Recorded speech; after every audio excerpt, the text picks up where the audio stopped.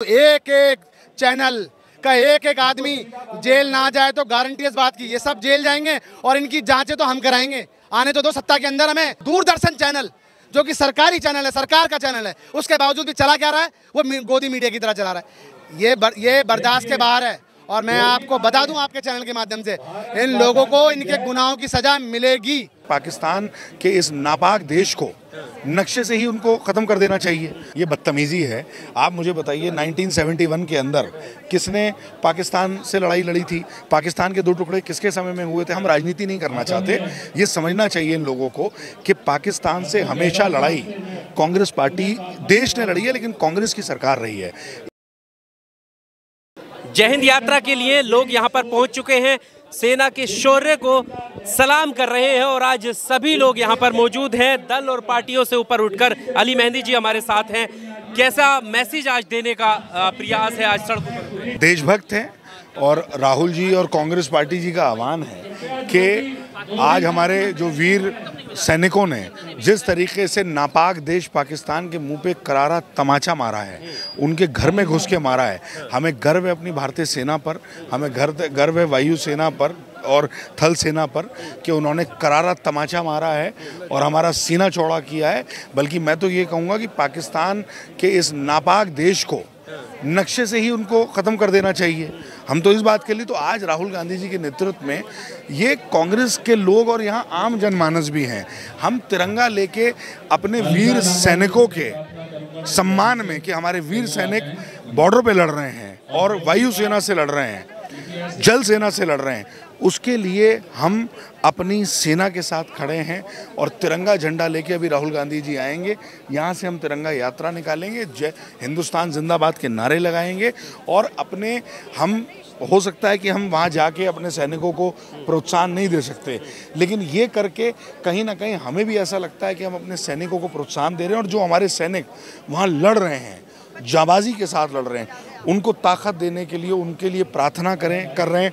ऊपर वाले से दुआ करते हैं कि हमारे सैनिकों को लंबी ज़िंदगी दे, सेहत दे और ताकत दे कि इस नापाक देश पाकिस्तान को नक्शे से ख़त्म कर दे। सभी लोग एक साथ हैं, लेकिन उसके बावजूद हमने देखा कि एक चैनल पर बैठकर पत्रकार जो है गद्दार जैसे शब्दों का इस्तेमाल अपने देश के लोगों के लिए करता है और उसमें कांग्रेस के शीर्ष के जो नेता हैं उनकी तस्वीरें लगाई जाती हैं। देखिए, ये तो छिछोरापन है, ये बदतमीज़ी है।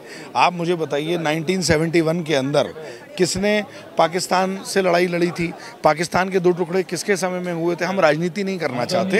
ये समझना चाहिए इन लोगों को कि पाकिस्तान से हमेशा लड़ाई कांग्रेस पार्टी देश ने लड़ी है, लेकिन कांग्रेस की सरकार रही है। इसमें कोई राजनीति नहीं होनी चाहिए कि इसकी सरकार है उसकी सरकार है। हमारी देश की जो सेना है उसको हमें सल्यूट करना चाहिए, उसको हमें उसके लिए दुआ करनी चाहिए कि वो किस तरीके से लड़ रहे हैं। कोई नेता जाके नहीं लड़ रहा है, कोई नेता नहीं लड़ रहा बॉर्डर पे, देश की सेना है और वो किसी एक पार्टी की सेना नहीं है। अब मैं इस पे ये बोलने लगूं पार्टी की सरकार थी, अच्छी बातें नहीं होती। हमारे लिए प्राथमिकता होनी चाहिए कि हमारे देश के सैनिक जो लड़ रहे हैं उनके लिए हम दुआ करें, उनके लिए प्रार्थना करें कि उनको ताकत मिले और हम तो ये दुआ करते हैं कि वो इतनी ताकत के साथ पाकिस्तान पे अटैक करें कि पाकिस्तान इस दुनिया के इस नक्शे से निकल जाए पाकिस्तान और हम पीओके जो है उस पे हम कब्जा करें। वो हमारा है, पीओके हमारा है। मैं तो कहना चाहता हूँ कि इंडियन आर्मी को जाके पीओके पर अटैक करना चाहिए और उसको अपने कब्जे में लेना चाहिए। तो आप देख सकते हैं तमाम कांग्रेस के नेता यहाँ पर आप पहुँचे हुए हैं, तमाम आवाम यहाँ पर पहुँची हुई है और पाकिस्तान को ख़त्म करने की मांग यहाँ पर की जा रही है। जब बात देश की आती है तो सबको इकट्ठा होना ही पड़ता है और ये कांग्रेस की विचारधारा है कि कांग्रेस ने इस देश को आज़ाद कराया है। आप समझिए, आज़ाद कराने का मतलब क्या है? भाईचारा निभाना है, हिंदू मुस्लिम से परे हटके। आज देश के अंदर जो चल रहा है, आप बताइए देश में क्या चल रहा है, समझिए ना, उससे ऊपर उठ के काम है। हमारी सीनियर लीडरशिप आदरणीय हमारे राहुल गांधी जी ने एक ही बात बोली है कि हम सरकार के साथ हैं, हम हमारे देश के जवान के साथ हैं। समझे मेरे बात? जल थल ऐसे वक्त में भी कुछ चैनल है जो गद्दार जैसे शब्दों का इस्तेमाल करके दिखा रहे हैं। मैं बताता हूँ उनको सिर्फ राजनीति है, ऊपर से उनके पास ऑर्डर आता है कि आपको इस तरीके से चलाना है तो वो उस तरीके से चलाते हैं। मैं कहना चाहता हूँ एक एक चैनल का एक एक आदमी जेल ना जाए तो गारंटी इस बात की, ये सब जेल जाएंगे और इनकी जांचें तो हम कराएंगे। आने तो दो सत्ता के अंदर हमें, हम बताएंगे कैसे कैसे देश चलाना और कैसे आपको मीडिया चलानी है।